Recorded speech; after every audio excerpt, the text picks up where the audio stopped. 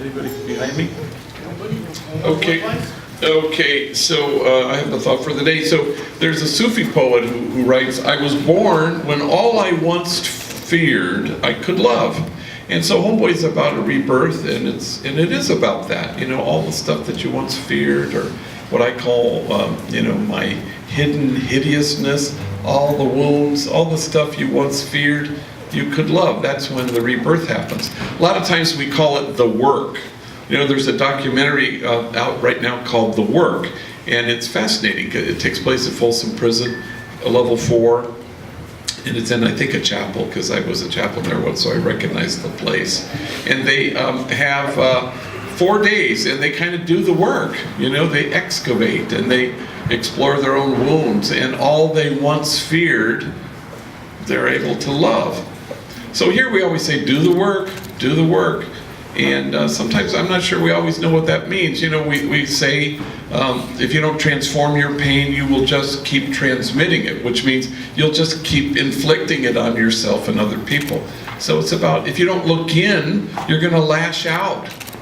And that's kind of what this place, the rebirth, is about. So some of you know that a couple years ago when Obama was president, that the White House asked for myself and 4 homies to come and meet with him after he gave a talk at LA Trade Tech. And so we picked 4 guys, and there we are in this airless room after his talk. He walks in, there are about 15 of us, some other young people were there. And so he says, just walks in, he says, give me your name and your age. So the very first person he greeted was Herbie. Some of you remember Herbie. And he says, Herbie, I'm 19 years old.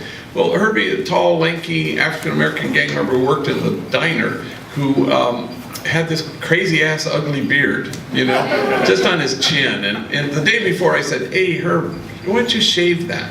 He goes, oh, hell no. And then a homie, a senior staff homie, took him to Sears to buy him some clothes for the event.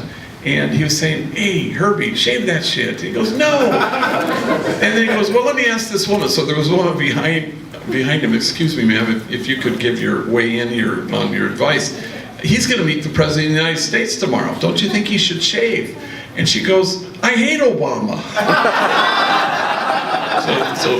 So he said, never mind. So he comes in and he says, Herbie, I'm 19. And the President shakes his hand. He goes, Herbie, I wish at 19 I could have grown a beard like that. And Herbie looks at me like this. He goes, hell, I wish I could grow a beard like that right now, he said. And he said, Herbie, what do you do at Homeboy Industries? And Herbie says, well, I work at the diner, the only place to get food in City Hall. But I mainly work on myself. You know, therapy, group, 12 steps, recovery, anger management, parenting. Yeah, I mainly work on myself. And the leader of the free world shook his hand and he says, Herbie, I commend you.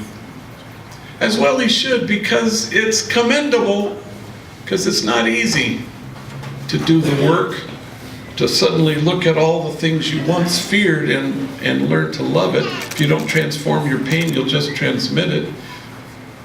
If you don't look in, you're going to lash out. All you have to do is, you know, read text messages. So in the last month, I've gotten a whole bunch of them. One homie said, hey, when am I going to get my job back at the bakery? The navigators, they'd be giving me the runaround. Somebody else who had worked here for maybe 3 times, but the council this time said, look, we love you, come back when you're ready. So this person texted me and said, oh, I see how it is, favoritism. Well, trust me when I tell you I wasn't tempted once to name a special prosecutor to investigate favoritism or the runaround, because it's about you. Or homie just a couple days ago said, well, I have a bad attitude when anybody comes at me with a bad attitude. I go, bingo, you're not doing the work. That's how you know.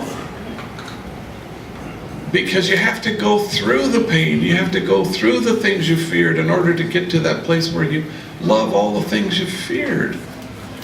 It's hard work. Once in the middle of the night, 3 o'clock in the morning, a homie named Martine called me. And he says what everybody says when they call you at 3 o'clock in the morning. Did I wake you? And I said, no, I'm kind of hoping you might give me a call. And he's sobbing. And I said, Martin, why are you crying? I asked him first if he had been drinking. He said, not a drop. Why are you crying? He said, well, you know how I got out of prison and you hired me right away? I said, yeah. And you know how I worked alongside my worst enemies in the world and they became brothers? I said, yeah. And you know how I worked on myself at Homeboy? Yeah. And you know how grateful I am that, Homeboy found me this job I have now, and now I have a house and a wife and my 2 sons. I love my life. I said, Martin, why are you crying? He said, because tonight, for the first time in my life, I felt all this pain for all the hurt I caused. I said, wow, congratulations. You've arrived. You're now going to experience freedom as never before. You're now going to know the peace that God has always wanted you to know. Because you've gone through this, you're going to know joy like you've never known it. I was born when all I once feared I could love. So today, welcome and congratulations as you do the work. And all of us here commend you